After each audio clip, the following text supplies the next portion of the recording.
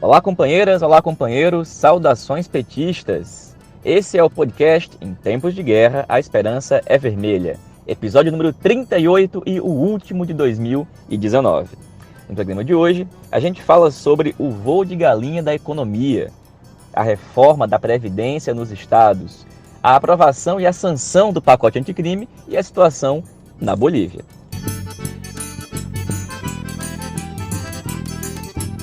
Há alguns dias, pesquisa divulgada pelo IBGE revelou uma leve diminuição na taxa geral de desemprego em 2019, agora com um percentual de 11,2%.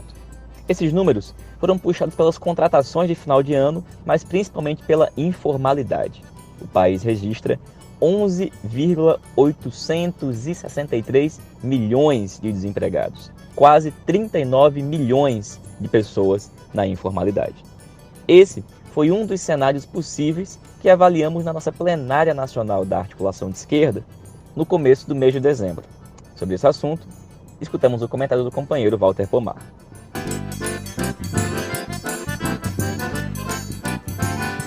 No último podcast, a gente começou a falar sobre a aprovação da reforma da Previdência nos estados e continuamos no programa de hoje. A gente vai escutar alguns companheiros que nos trazem relatos de como está sendo ou de como foi a aprovação nos seus estados. Sobre a Bolívia, a candidatura do MAS aparece em primeiro lugar nas pesquisas. Se isso significa uma possibilidade de vitória eleitoral ou um cenário de interdição da disputa, comenta o companheiro Daniel Valença. Natália Sena, da direção nacional do PT, comenta o que devemos esperar com as mudanças na liderança da bancada do PT na Câmara dos Deputados e as manifestações de deputados como Orlando Silva e Paulo Teixeira sobre a sanção do pacote anticrime. E o companheiro Jonatas Moretti nos fala sobre o juiz das garantias. Companheiro Walter Pomar. A pesquisa do IBGE sobre desemprego apresentou um diagnóstico que é compatível com parte de um dos cenários que nós discutimos na plenária nacional da AE.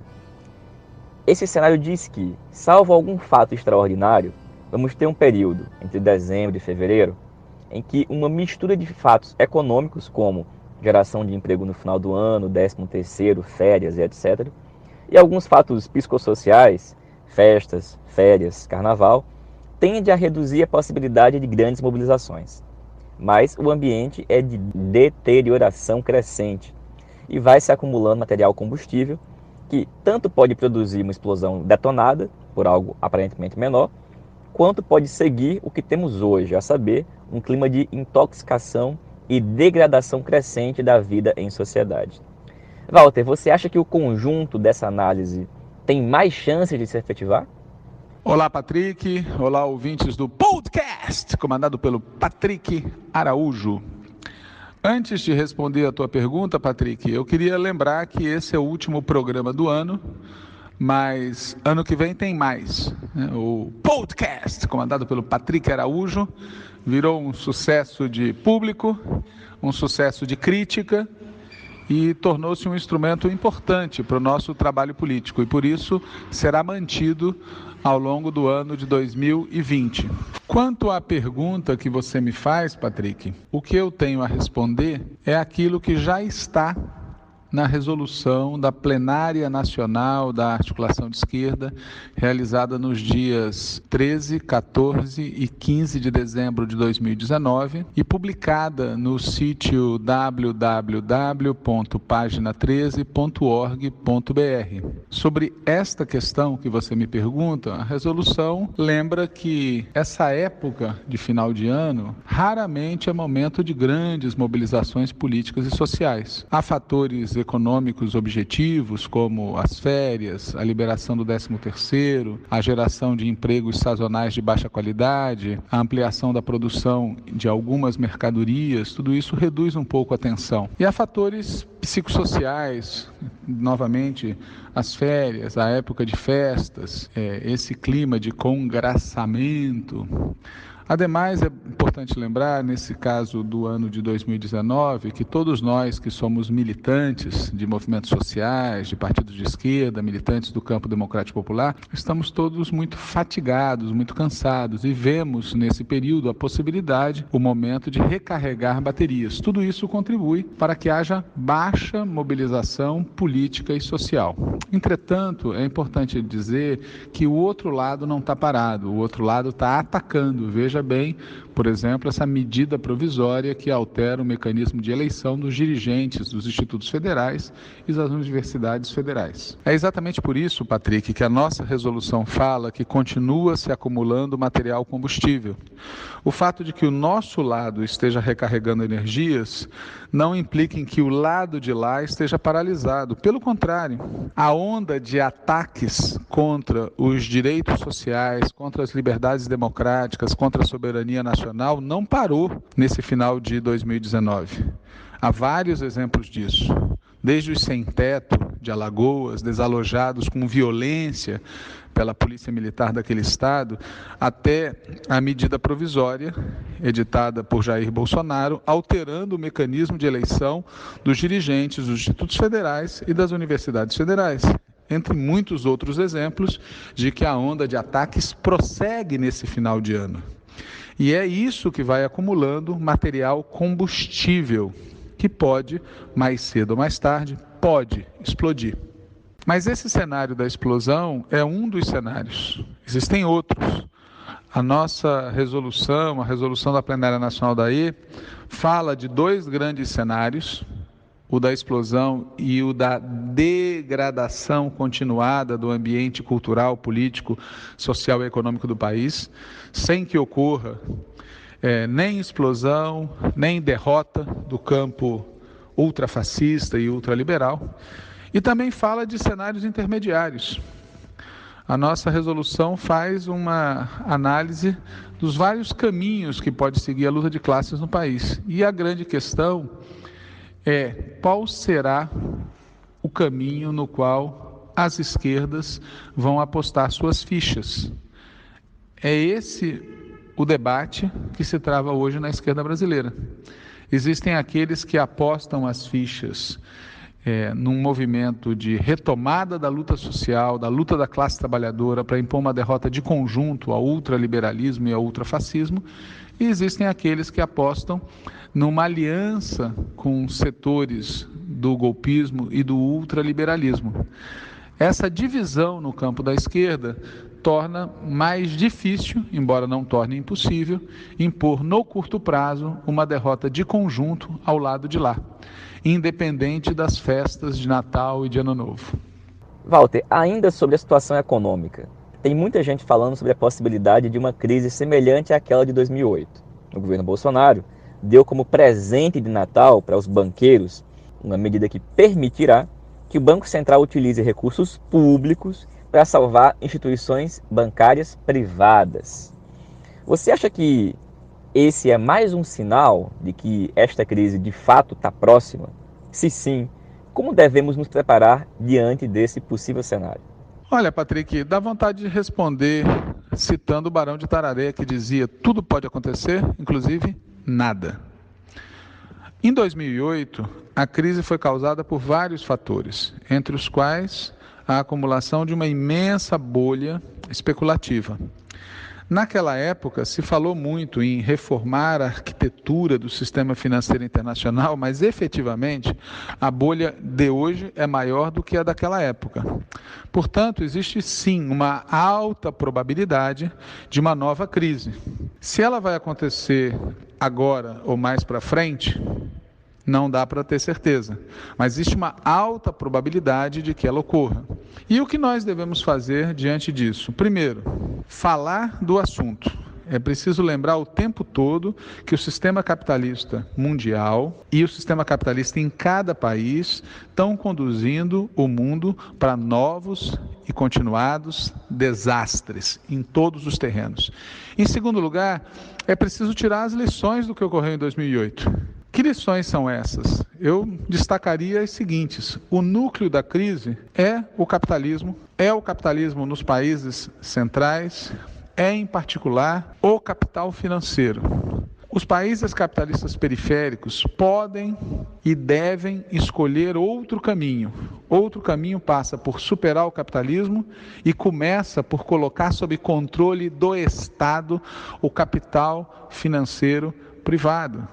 No nosso caso, aqui no Brasil, é piada falar em qualquer política econômica alternativa de verdade que não comece colocando o capital financeiro privado, as grandes empresas capitalistas do setor financeiro, sob controle público estatal. Se a gente não fizer isso, nós não vamos ter controle da nossa economia. E, portanto, se preparar para um cenário de uma nova crise como a de 2008, inclui convencer a maior parte da classe trabalhadora e da esquerda brasileira da necessidade de colocar a economia, em particular o setor financeiro, sob efetivo controle público estatal. Agora, Walter, por fim, qual outra questão você destacaria no cenário político nacional que merece atenção por parte da militância de esquerda aqui no Brasil? Olha, Patrick, eu destacaria algo que a gente vem insistindo desde o início. Não vamos subestimar o governo Bolsonaro, não vamos subestimar a coalizão golpista, não vamos subestimar a classe dominante brasileira. Eles sabem que pode ocorrer uma crise internacional, eles sabem que pode ocorrer uma explosão social. E eles vêm preparando o terreno, vem preparando os instrumentos, vem preparando o ambiente para uma repressão em larga escala. Por isso, nós devemos nos preparar também para um cenário de cada vez mais duros embates na luta de classes.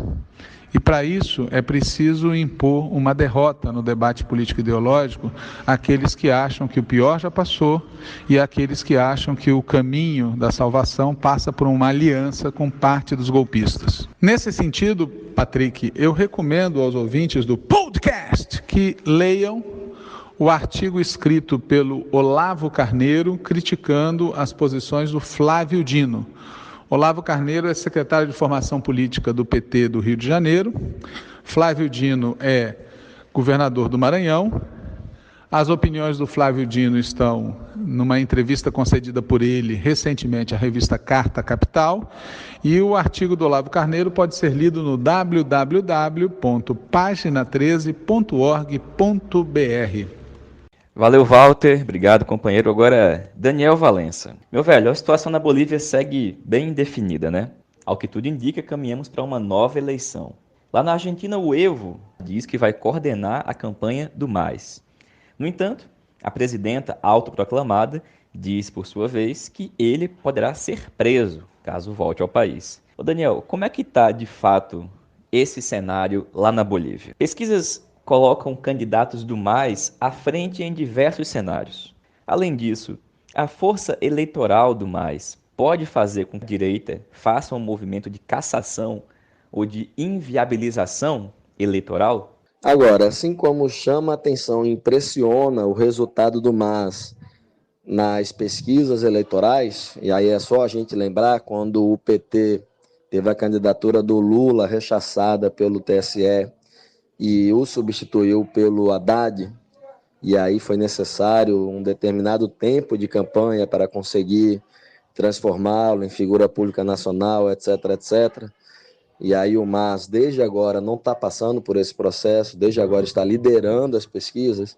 Então, além deste fato, tem um outro fato que também impressiona, que é a questão de, no interior do partido, ter pessoas que tratam como se o país vivenciasse uma normalidade democrática. A presidenta do Senado, a Eva Copa, que foi eleita presidenta após o golpe de Estado e que é militante do MAS, ela tem, principalmente algumas semanas para cá, ela tem tido uma posição abertíssima no sentido de buscar demonstrar uma certa unidade entre governo e oposição para pacificar o país. E faz isso mesmo com tudo que aconteceu desde o golpe de Estado, seja a nomeação da Janine Áñez como presidenta em uma sessão sem quórum e com minoria da Assembleia presente, seja com o assassinato de 34 militantes, como nós já colocamos aqui na região de Cochabamba e em El Alto, seja devido aos últimos eventos que demonstram claramente como é um governo golpista e autoritário. A Telesur teve o seu canal, né, a sua linha de transmissão cortada pelo governo. Um jornalista argentino foi assassinado. Outros jornalistas internacionais saíram do país com medo da sua integridade física, que o próprio governo dizia que havia jornalistas estrangeiros, enfim, fazendo uma má prática jornalística no país. E nessa última semana rodou aí o mundo as imagens da embaixada mexicana, que desde o golpe de Estado está com ex-ministros, autoridades, militantes do mais asiladas, mostrou a embaixada cercada por policiais, por militares, e sendo literalmente açoitada pelo governo boliviano, numa clara violação da soberania nacional mexicana, numa clara violação da Convenção de Genebra. E aí, por incrível que pareça, tem figuras dentro do MAS e PSP que tratam tudo isso como se tivesse uma normalidade, como se as eleições fossem correr de maneira livres e tranquilas, agora em princípios de 2020.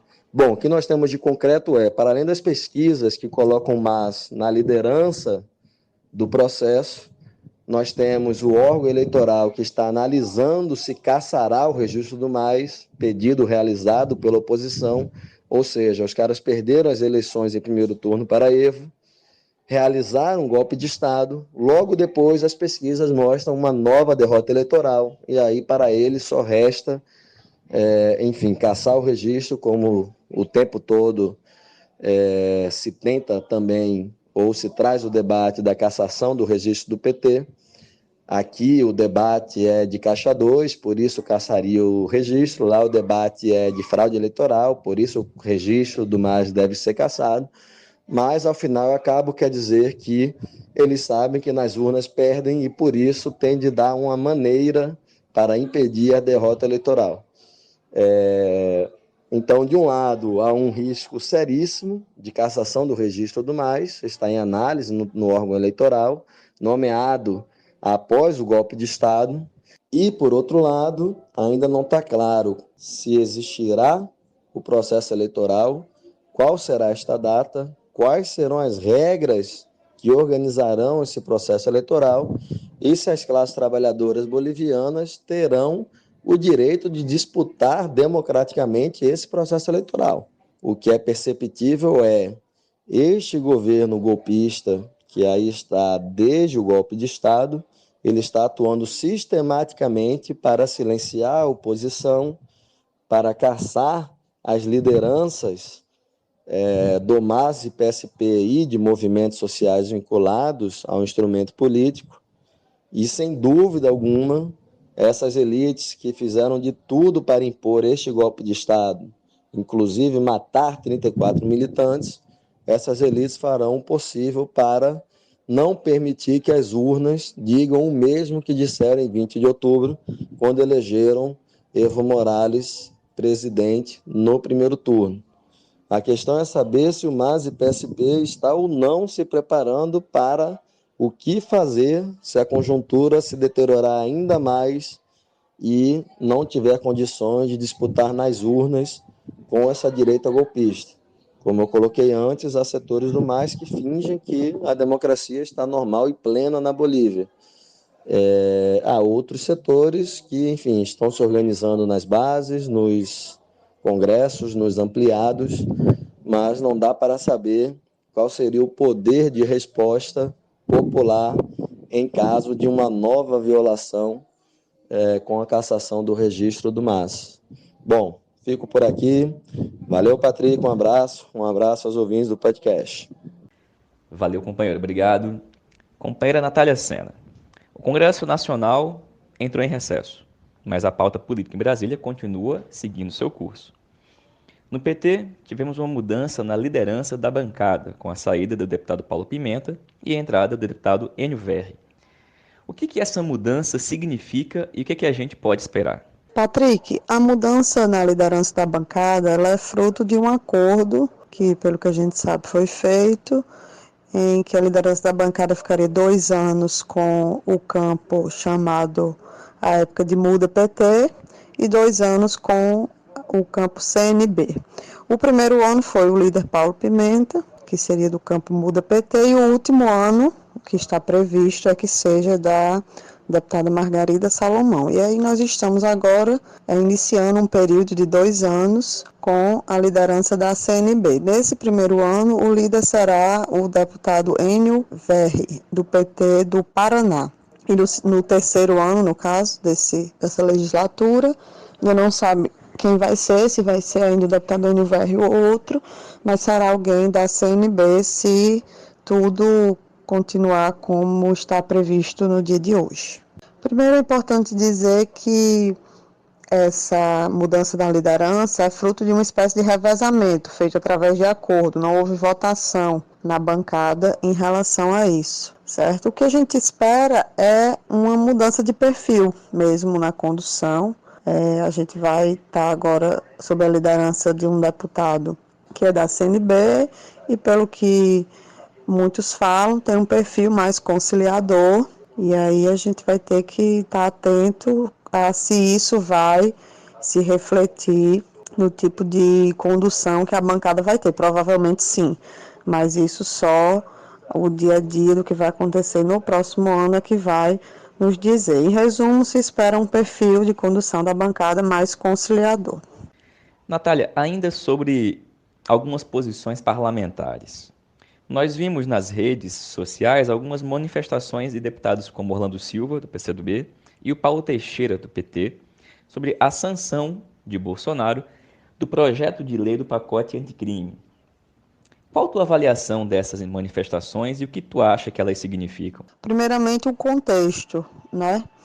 Se esperava que Bolsonaro vetasse o dispositivo do pacote anticrime que estabeleceu a criação do juiz de garantias, que é considerado, e de fato é um avanço em termos de legislação garantista no campo do processo penal. E aí ele não vetou. Então, as manifestações do deputado Paulo Teixeira, do PT de São Paulo, e do deputado Orlando Silva, acontecem nesse contexto. Bolsonaro não vetou a previsão, a criação do juiz de garantias. O deputado Paulo Teixeira diz que o juiz de garantias é um presente de Natal para o povo brasileiro e que representa a superação do modelo de juiz que se contamina, para que tenhamos julgamentos mais isentos no Brasil. Bom, acho que a manifestação dele fala por si mesma, né? É uma imensa ilusão achar que uma previsão legal, infraconstitucional, que requer muita estrutura que ainda não existe no judiciário brasileiro para ser aplicada, isso do ponto de vista objetivo, vai mudar o modelo de juiz que se contamina, certo? É uma coisa, é um jeito de falar do assunto muito exagerado e que, na minha opinião, demonstra uma certa ilusão mesmo de que com essas micro-reformas na legislação aqui e ali, a gente vai conseguir transformar uma coisa que é estrutural, que é o caráter do judiciário brasileiro, né? Que é o caráter elitista, o caráter ideologicamente de direita, e isso não vai mudar com uma previsão legal que garante que um juiz faça o inquérito e o outro juiz faça o julgamento, certo? Então, acho que a manifestação do deputado Paulo Teixeira reflete isso e acho que, inclusive, é dentro do esperado, vindo dele, pois é uma das pessoas que conduziu a nossa posição nessa questão do pacote anticrime e que, apesar de ter tido desidratações e de o juiz de garantias ser considerado um avanço pontual, ele estruturalmente, de conjunto, é uma lei bastante ruim que a maioria da bancada de esquerda na Câmara e no Senado acabaram votando favorável. E no caso de Orlando Silva, ele licitou seus cumprimentos a Jair Bolsonaro pela sanção do pacote anticrime, afirmando que o parlamento derrotou o populismo penal. No caso dessa manifestação, ela, além de subserviente, porque ela faz um cumprimento, enfim, vindo de alguém de esquerda, um cumprimento a um cara como Bolsonaro por sancionar uma legislação punitivista que vai, enfim, piorar para quem já está numa situação muito ruim, os pobres, periféricos, enfim. Ele fala uma mentira, que é que essa legislação derrotou o populismo penal de Sérgio Moro, mas pelo contrário, né? Essa legislação ela é um exemplo prático, concreto de populismo penal, aumentando penas, dificultando progressão, enfim, traz uma série de medidas que são a expressão do populismo penal. Então, é uma inversão de conceitos que não tem o menor sentido e acho que também demonstra muita ilusão nessa cordialidade entre os poderes e também reforça essa imagem que está se querendo passar, que uma parte da esquerda está querendo passar, de que foi um acerto votar nesse pacote anticrime. A gente já falou sobre isso em outros programas, temos uma opinião que é minoritária, pelo menos na bancada, mas temos uma opinião de que foi um erro colocar o nosso voto, que mesmo que simbolicamente a gente tem que estar contra isso, mesmo que o nosso voto não influísse para passar ou não, mas a gente tinha que ter sido contra esse projeto, porque é um projeto criminalizador especialmente das pessoas mais pobres, vulneráveis, das pessoas negras, e a gente não poderia ter votado nisso aí. Mas a gente está indo além, né? Tem gente do lado de cá indo além, que além de votar, considera um presente, cumprimenta Bolsonaro por sancionar. É, sinceramente, um horror esse tipo de manifestação. Valeu, Natália. Continuando no assunto do pacote anticrime, foi uma das pautas da semana, a Natália já comentou. Um dos pontos mais destacados foi a manutenção pelo Bolsonaro do chamado juiz das garantias. Nos jornalões, aí a semana todinha, bem como nas declarações do ministro Sérgio Moro, essa previsão é vista como algo inaplicável. Mas vamos lá, afinal de contas, Moretti, o que significa esse bendito juiz de garantias? Ele vai mesmo existir? Olá, camarada Patrick. Olá, ouvintes do podcast. Em tempos de guerra, a esperança é vermelha. Então, o juiz de garantias talvez seja a única coisa positiva do pacote anticrimes aprovado pelo Congresso e sancionado pelo Bolsonaro. É uma tentativa de garantir a imparcialidade nos julgamentos penais. Em síntese, consiste em separar o juiz que conduz a fase preliminar de investigação do juiz que conduz a instrução e que faz a sentença, digamos assim. Portanto, o juiz que faz a audiência de custódia, que decreta a prisão preventiva, que autoriza a busca e apreensão, condução coercitiva, ou mesmo a interceptação telefônica, não mais será o juiz que sentenciará o processo. É uma forma de evitar que o juiz que conduziu e acompanhou as investigações, portanto, participando, ainda que indiretamente, dessa produção de provas, seja o juiz que, ao final, analise e valorize essas provas ao sentenciar o processo, né? Vejamos a título de exemplo, vejamos o caso do presidente Lula. O Moro foi quem determinou a condução coercitiva do Lula, quem autorizou e encerrou a interceptação telefônica, inclusive com vazamentos ilegais, determinou busca e apreensão, como aquela absurda que tanto afetou a Marisa Letícia, que pegou celulares e pendrives dos netos. E depois também foi o Moro quem analisou essas mesmas provas que ele autorizou a sua produção. Então é inegável, mesmo considerando o juiz sério e que tem de ser imparcial, que não é o caso do Moro, que você participar da produção de provas afeta a análise dessas provas. A tendência é ser um magistrado que apenas confirme as provas produzidas. Sem contar que é muito raro um juiz que autorizou determinada produção de provas depois avaliar que aquela produção de provas foi ilegal ou abusiva. Diante desse cenário, era óbvio que o Moro, enquanto ministro da Justiça, seria contrário a essa positiva mudança legislativa. E fez isso de forma pública, recomendando que o Bolsonaro vetasse essa parte do projeto anticrime. o que estranhamente não ocorreu, uma vez que o juiz de garantia foi sancionado pelo Bolsonaro. Além do Moro, as associações de magistrados também foram contrárias ao juiz de garantia. Foram contrárias como também foram em relação às audiências de custódia, que são as audiências que ocorrem logo após a prisão em flagrante e virou obrigatória, acho que há 3 ou 4 anos atrás. A principal crítica é quanto ao suposto aumento de gastos. Apesar de nunca ter ouvido essa preocupação na discussão sobre o auxílio moradia, entendo que ela não é pertinente.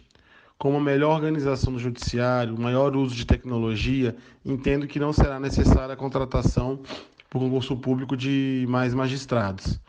Mas ainda que fosse um custo maior para melhorar a qualidade da condução dos nossos processos, coibindo abusos e ilegalidades, seria um custo tolerável.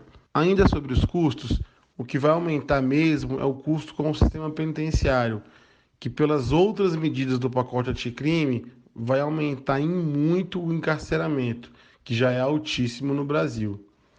Por fim, vale registrar que o juiz de garantia, com pequenas alterações, já estava sendo adotado no estado de São Paulo, estado com a maior população e o maior número de processos no Brasil. E lá não teve aumento de gastos com o judiciário e o resultado é muito positivo. Assim, creio que a justificativa de eventual aumento de custo, na verdade, é uma forma de esconder o conservadorismo e punitivismo da nossa magistratura, que com raras exceções sempre é um obstáculo a avanços civilizatórios em nosso sistema de justiça. O juiz de garantias foi um avanço, mas que para ele de fato ser cumprido vai exigir muita mobilização e pressão. A contar pela disposição dos juízes brasileiros, será mais uma letra morta no nosso sistema legislativo. Massa, companheiro, valeu. E, companheirada, a gente escuta 2 informes.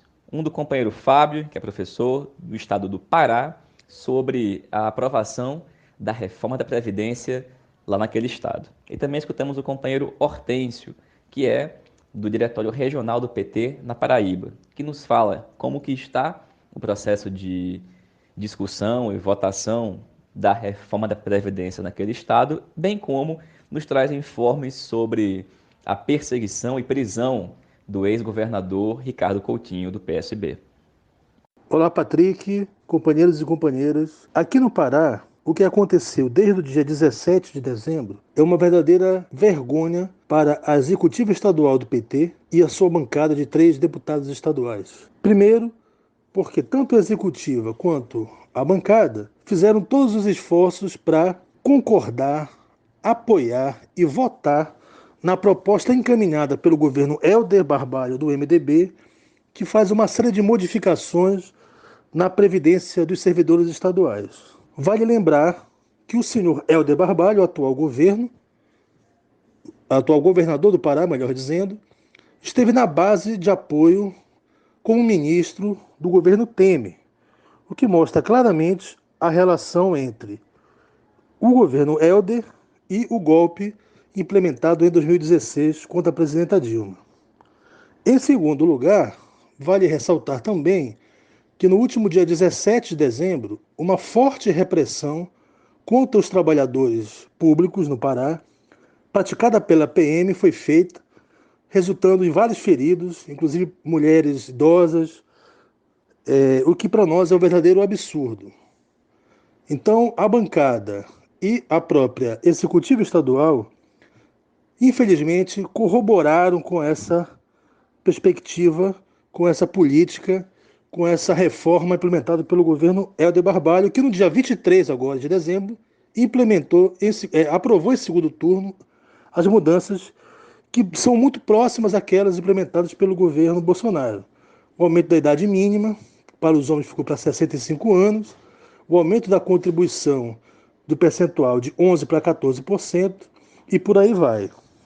Além disso, vale dizer também que, por outro lado, houve uma resistência forte de setores do PT, orgânicos, como é o caso da articulação de esquerda e outros grupos, que fizeram notas, tornaram públicas as suas posições contrárias não só à participação do PT neste governo, como a posição do partido frente a essa proposta de reforma previdenciária, que na verdade se choca com a posição assumida pelo PT em nível nacional de se contrapor ao projeto implementado pelo Bolsonaro Guedes de reforma da Previdência. Então há uma contradição forte, o que fragiliza a nossa base social e política, mas, por outro lado, essa mesma base vê uma resistência de grupos e de um grupo, por exemplo, forte de 33 presidentas e presidentes municipais do PT, de diretórios municipais do PT, que assinaram notas também, que se posicionaram publicamente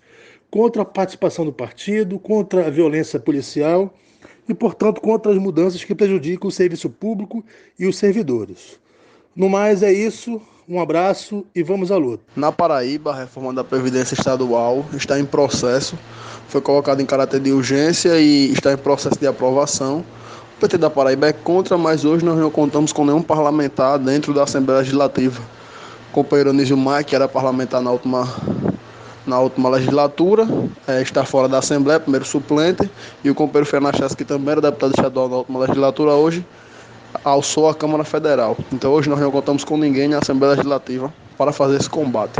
E envolvendo o companheiro Ricardo Coutinho, como de ciência de todos, o companheiro Ricardo Coutinho foi preso numa operação na semana passada, enfim, foi notícia nacional e algumas questões merecem ser pontuadas.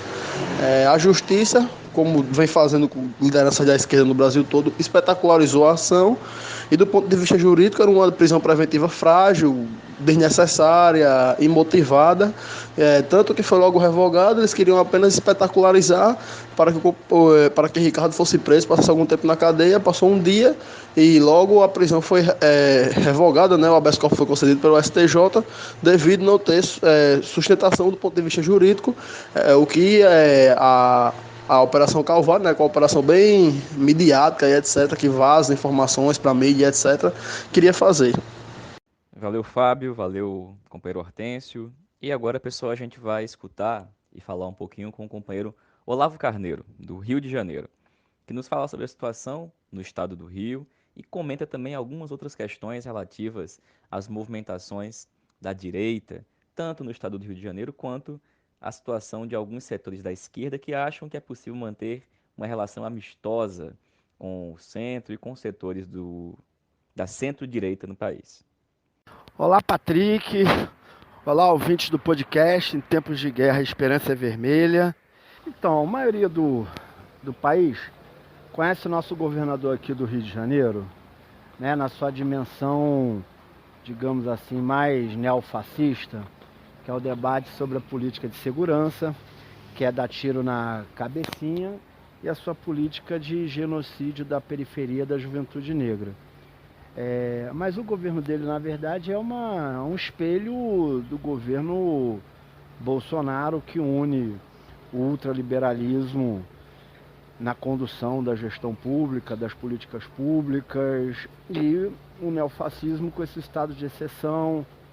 E aí eu vou trazer algumas informações para os nossos ouvintes aí conhecerem um pouco mais desse governo que na política começou a disputar espaço, né, com o Bolsonaro, ou seja, o Witzel, mas que do ponto de vista ideológico e programático são faces da mesma moeda. Bom, como a maioria dos estados brasileiros, o Rio de Janeiro, né, também vive numa situação calamitosa em termos do crescimento econômico, geração de emprego e renda, e também, consequentemente, uma crise fiscal, que tem a ver com a queda de arrecadação, mas no caso do Rio de Janeiro, inclusive, é bom nossos ouvintes dos outros estados terem em mente que se a Lava Jato destruiu, né, um conjunto de empresas geradoras de emprego e renda, com um impacto brutal na cadeia de óleo e gás, isso no Rio de Janeiro foi mais profundo ainda, né? Até pela importância da cadeia do petróleo para a economia fluminense. Dito isto, o Witzel, que no Rio de Janeiro esse primeiro ano e para o futuro, ele pretende melhorar resolver as condições econômicas do Estado? Primeiro, na expectativa de melhorar a arrecadação com os royalties do petróleo. Segundo, renovando o acordo de recuperação fiscal com o governo federal. Não está claro em que termos seria essa renovação, né? Até porque isso também cabe alguns detalhes a respeito. E em terceiro, ele no final do ano apresentou, e foram aprovados vários projetos, em que na verdade ele sequestra ou acaba com a obrigatoriedade da aplicação de vários fundos constitucionais: educação, saúde, ciência e tecnologia, conservação ambiental, combate à pobreza. Esses projetos foram apresentados e a maioria deles aprovados, ou seja, a desobrigação do governo estadual em aplicar recursos voltados para essas áreas. Quero repetir aqui. Então, no estado do Rio de Janeiro, agora no final do ano, em dezembro, se aprovou uma liberação de recursos que deveriam ser para a conservação ambiental, para o combate à pobreza, para a educação, para a saúde, para a ciência e tecnologia, para ser usado a bel prazer do executivo, e que sua prioridade tem sido também atender os interesses dos setores privilegiados e canalizar parte desses recursos também para uma política de segurança pública pautada no confronto e no genocídio da periferia. Vale lembrar que ele também está na vanguarda no projeto de reforma da Previdência para atacar direitos, mas tem uma parcela desses direitos que foram atacados no pacote de maldades do Pezão ainda no governo no ano passado, em que aumentou a alíquota previdenciária dos funcionários públicos e aplicou um conjunto de, digamos, de obrigações ou novas obrigações e perda de direitos focados em especial no funcionalismo público, mas preservando o judiciário, diga-se de passagem. Então, só para dar essa contextualizada, em que no momento agora o governo Witzel organizou, digamos assim, a sua pauta econômica, na verdade, remanejando o orçamento público, retirando um conjunto de obrigações. Ainda nesse tema, no final do ano também é importante dizer, em que o governo Witzel trabalhou na Alerj para que a Alerj aprovasse as contas do Pezão gestão passada, justamente porque o Pezão não cumpriu os mínimos constitucionais, tanto da Constituição Federal em saúde e educação, como na Constituição Estadual, na ciência e tecnologia e na conservação ambiental, né? Então o Witzel trabalhou para aprovar essa parceria, essa aprovação das contas do Pezão, já avisando inclusive ele também não precisar e não ter obrigação de respeitar os mínimos constitucionais. Na dimensão neofascista do governo Witzel, ele se alinha às concepções e às propostas de Bolsonaro e Sérgio Moro, né? Não é à toa que a polícia do Rio de Janeiro já era que mais matava e mais morria, e bateu recorde sobre isso, né? E junto com isso, a prioridade expressa pelo governador e seu líder de governo na Alerj é aprovar o projeto das escolas cívico-militares, né? Impressionante como tem gente que não entende o absurdo tanto programático e ideológico como uma coerência mínima de políticas públicas, digamos, democráticas e emancipadoras no campo progressista, que apoia esse tipo de proposta. Então essas são, digamos assim, são as bases que estão colocadas do governo Witzel nesse primeiro ano, para construir os próximos 3 anos, inclusive dentro do seu projeto de disputa pelo bolsonarismo junto ao Bolsonaro. Pois bem, companheiros e companheiros, esse foi o último podcast do ano 2019. Como nós já informamos, o podcast se tornará um instrumento permanente, semanal. No entanto, não teremos programa na primeira semana de janeiro. A primeira edição do podcast 2020 sairá na segunda semana de janeiro, no dia 12. Vamos aproveitar para recarregar as baterias e nos encontramos muito em breve. Até lá, seguimos firmes. Saudações petistas e um feliz ano novo.